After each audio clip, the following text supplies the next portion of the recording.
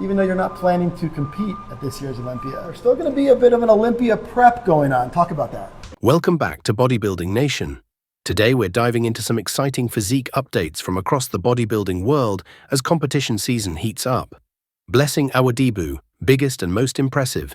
Yet first up, let's check out the latest from Blessing Awodibu. The boogeyman deserves serious recognition for his current physique.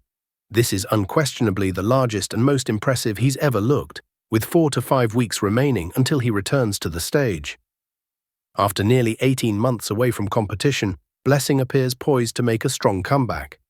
His strategy likely involves competing in multiple shows throughout June and potentially July, with the clear objective of securing at least one victory to return to the Olympia stage. Blessing made a strategic decision, skipping both the Pittsburgh Pro and New York Pro. He recognized he wouldn't be optimally prepared for either show, and realistically, even if he had been ready, the incredibly deep lineup at Pittsburgh would have made things extremely challenging. His upper body has always been his strong point. Round, three-dimensional muscle bellies with excellent fullness were apparent even years ago. The persistent weakness in Blessing's package has consistently been his legs, both from the front and rear. However, recent physique updates throughout this preparation suggest significant improvements in his quad development, and his conditioning is progressing nicely. While he achieved good conditioning in his last appearance at the Flex Pro Italy in 2023 with visible separation in his legs, the crucial question remains, can he maintain that quad size and fullness after enduring peak week protocols and water manipulation tactics? This question will determine Blessing's fate as an Olympia competitor. Everything depends on how those quads present on stage. What are your expectations for Blessing this season? Will we see him on the Olympia stage? And will his quad development finally satisfy the judges? Florian Poirson, Open Bodybuilding Transformation. Next, let's analyze this striking comparison of Florian Poirson from his classic physique days versus his current preparation for men's open bodybuilding. For those unaware, Florian is making his open division comeback at the California Pro in just 3 weeks. This transformation perfectly illustrates how an IFBB Pro could have already established himself in the open division had he simply continued competing there rather than trying to fit into classic. Since 2019, Florian essentially lost valuable prime years attempting to squeeze into a category where he clearly didn't belong. He was always meant to carry more size. When Florian earned his pro card in 2019, his back development was his primary weakness. Unsurprisingly, he made minimal progress in that area while competing in classic, as he was constantly sacrificing muscle to meet weight requirements. Currently just 3 weeks from the California Pro, his back double biceps remains his most vulnerable pose, particularly in the upper region. However, one thing is guaranteed with Florian: he will bring extreme conditioning and detail in his lower body. His quadriceps will rank among the best in the show, as evidenced by the incredible separation and development visible now, with that impressive sweep still having 3 weeks to sharpen further. The California Pro won't be an easy victory for anyone this year, scheduled just 1 week after the New York Pro. However, with the Big Three, Nick Walker, Derek Lunsford and Martin Fitzwater, likely finished competing by then, Florian's arrival in the open division adds another exciting storyline to this year's bodybuilding season. It's worth noting that Florian turned professional while working with Patrick Tuor, who rated him extremely highly after his performance at the 2019 Portugal Pro. Chris Bumstead. Olympia plans despite retirement. The biggest name in bodybuilding today, 6-time Classic Physique Olympia champion. Chris Bumstead will be missed as a competitor at this year's Olympia. However, CBum remains connected with the official Olympia organization, with significant plans in development for the Olympia weekend, especially for the Classic Physique division. Though not competing, Chris recently discussed still being involved.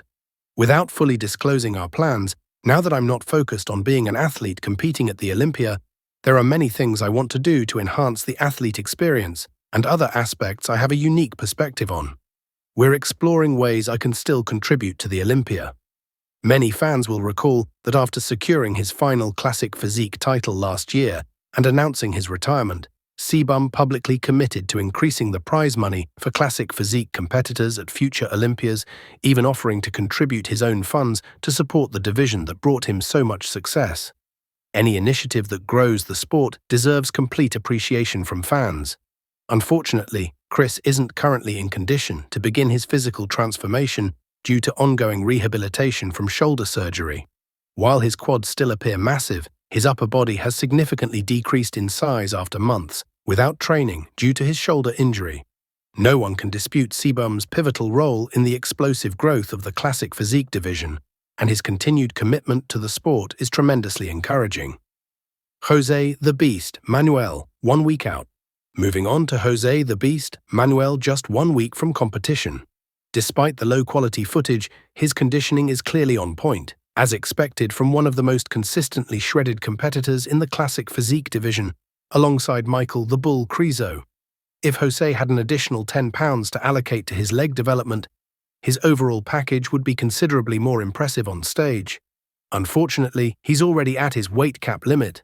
Can he defeat Terence Ruffin, especially if Terence brings his best package?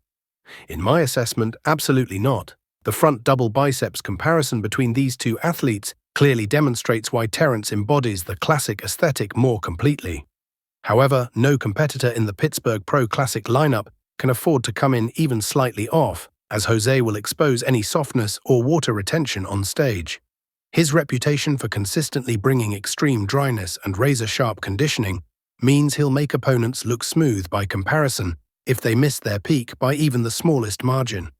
At just 23 years old, Jose is a genetic phenomenon with one of the most detailed backs in the division.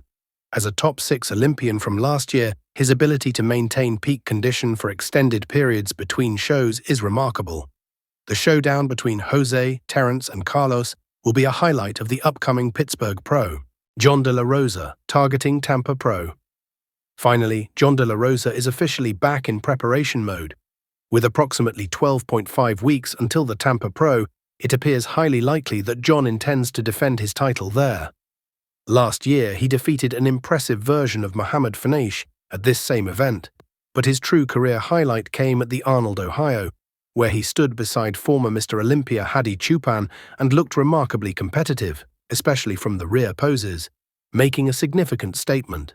John is an exceptional bodybuilder who, apart from the front double biceps and front lat spread, possesses several powerful poses in his arsenal.